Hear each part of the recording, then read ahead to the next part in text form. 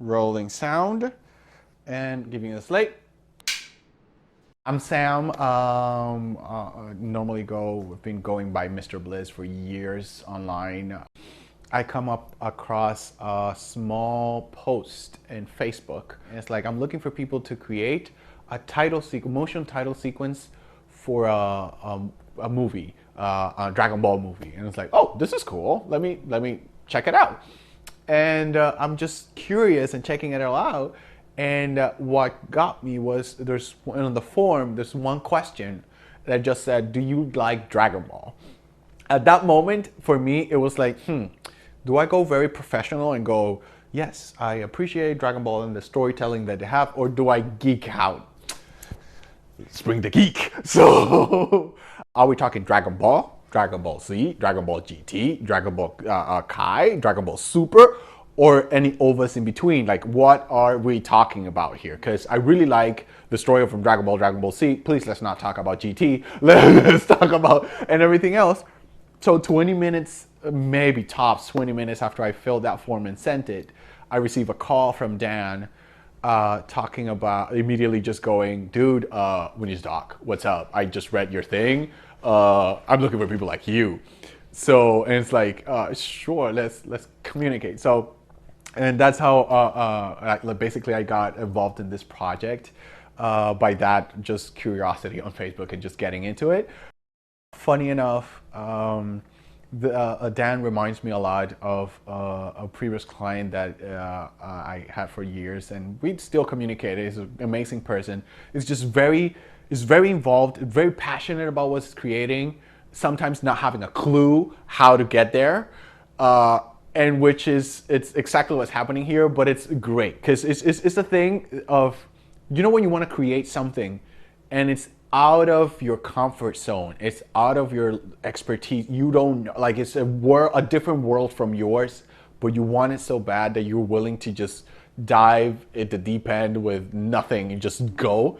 That's what I see in Dan, and that's it's really inspiring. It's actually really sweet, because it's insane. It's like, dude, it's like I see myself also reflected in that. That's why I keep pushing on stuff to keep going. He's just this big dude, and suddenly he becomes this giddy 5-year-old talking about this project.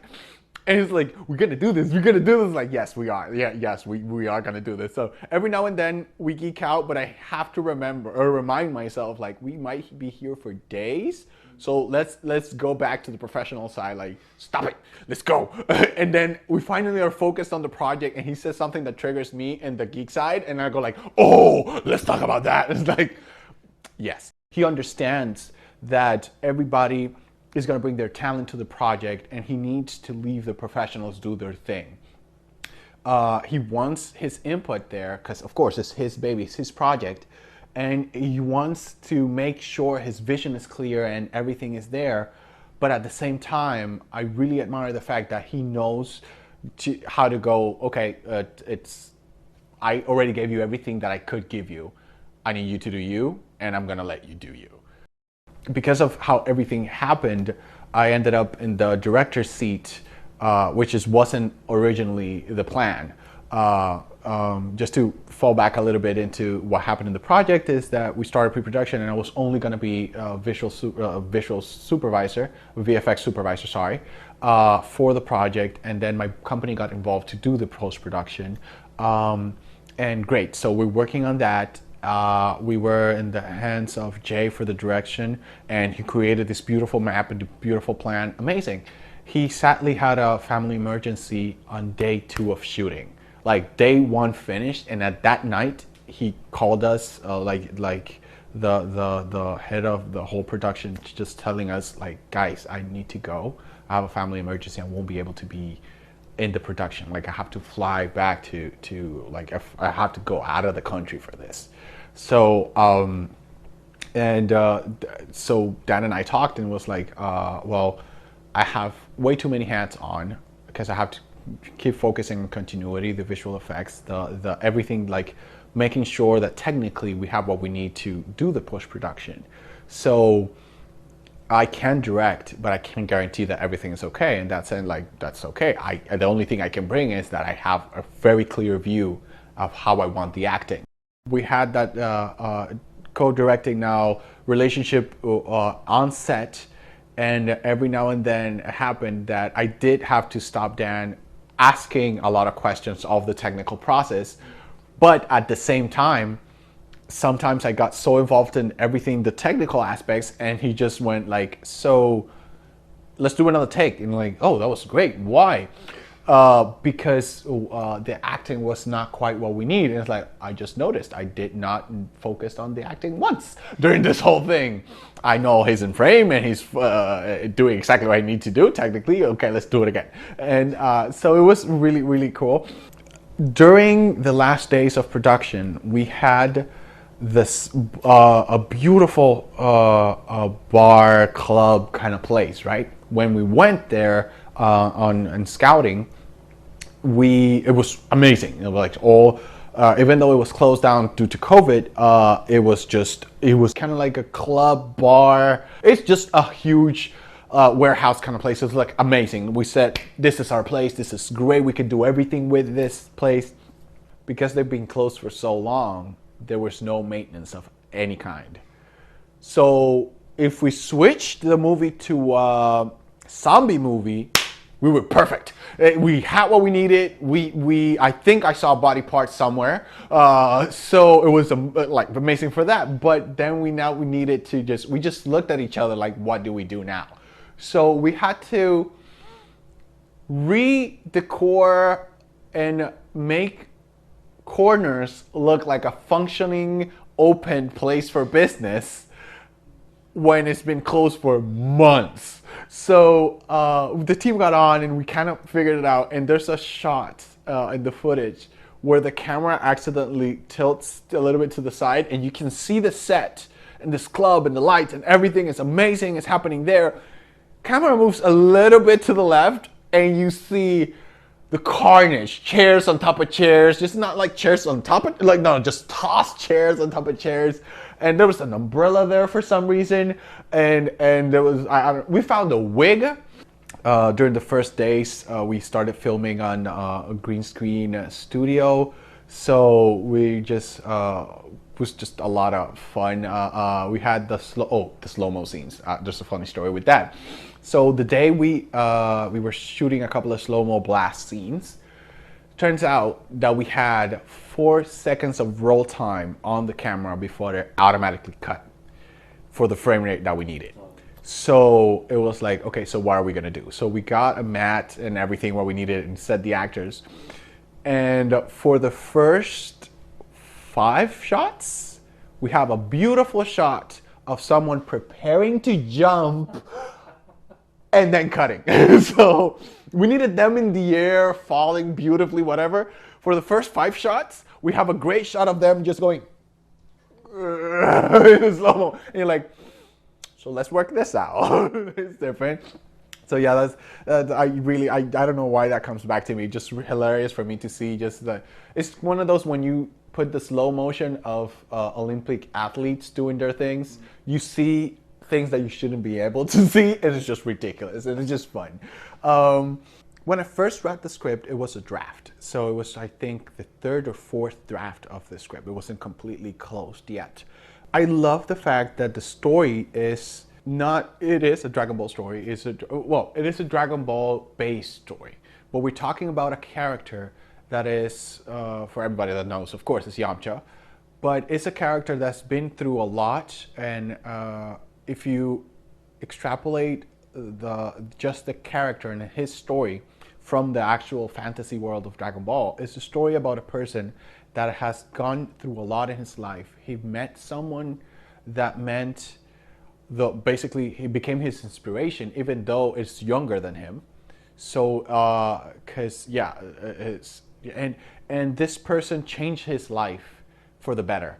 So they became great friends, and his life changed for the better after that meetup. It was a random encounter in a forest or a desert, something like that. So, and from there, it's an amazing friendship that grew for a family, because he didn't have a family, right? So we have this character, this person that has gone through so much, has built so much in his life. However, he's blind to it. He can't see how far along he has come. He can only see how far ahead the rest of his family, his friend group is moving forward.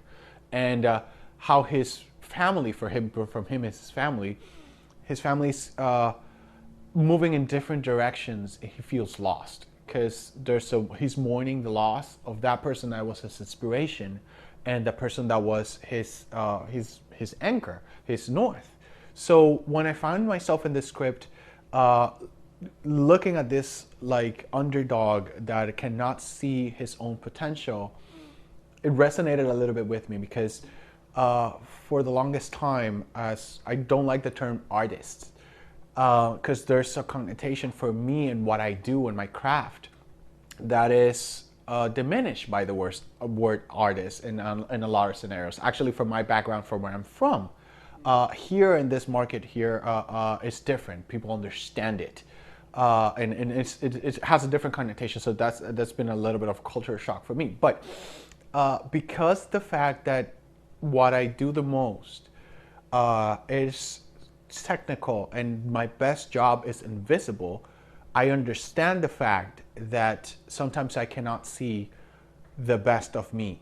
I want to keep moving forward. So as a person working in the field of arts and the entertainment industry, you always are looking to what you're going to do next, where can you go, and seeing amazing directors, amazing talent, amazing motion graphic studios, you can see what's ahead. So it's very easy for a person in my position to forget what you have done, only looking at the greats, what they are doing, right? So I understand in a personal level what the story is about. So that's a little bit of a connection I had there. So that's why I really liked the script and how it was going.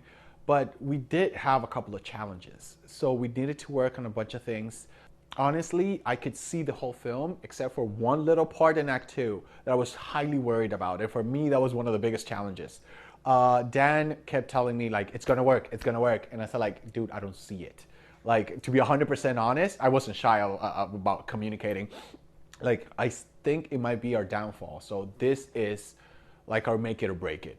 This group of scenes, this act, if the actors are not on point, if the acting is not where it needs to be, if the storytelling is not being produced, it's not, like the shots are not great, this is our breaking point. Like, this is where we might lose our audience in the movie. And I am so happy that on production, like on the shooting day, the actors, like Julian, is amazing. Like, he brought it up. He's just such a nice guy that looking at him and thinking dramatic part, you don't quite connect those two dots. Well, he's a great actor, so he made it not only believable, but like it made you involved. That was absolutely amazing. Challenges not only on the script but there's a lot of technical challenges. We ran into some very unexpected technical difficulties. We have a head replacement that we weren't planning on. We have a couple of shots that are very, very challenging. We had to, our main villain, we ran on the day of production with challenges with everything that was happening with the makeup and everything. So we had a problem with continuity. So we needed to then replace his body or his head so we could make the scene work in the time we had on the studio. So there were many, many challenges that happened. However, what we managed to do with the production, with everything, is so outstanding. I'm so excited to come to fruition with we're using Unreal for the set designs and the CG of the spaces and so much like that. So we're using Unreal 5. So if that means anything to anyone, this is gonna look amazing.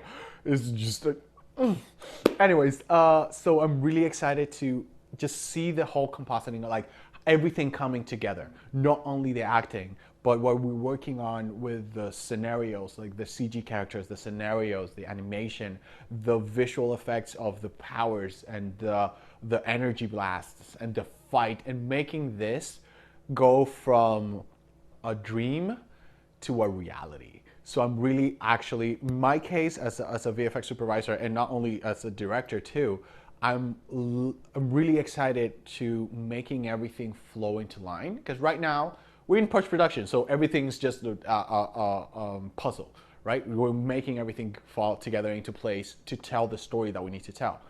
So the first thing, as a director, I'm really excited for first the story told in the way we wanted to tell it, and inspired by what Jay, our previous director, created for us. Following the line and improving upon it is just, that's one of the things as a director, I'm more excited about. Just being able to bring the audience through the feelings of loss, not only for mourning, but you feeling lost in yourself, understanding the character and breaking the meme a little. I'm also excited about that, just grabbing Yamcha from the classical meme of like, oh, he's dead, and giving you a perspective of a character that it's been falling in the background ever since 20 years ago. We're really excited to just make this film an amazing visual experience. Go to the site. I'm talking too much, so I'm out. And yeah, I'm Sam, VFX supervisor and director of ZWolf is a Yamcha story. And come on, I'll see you soon.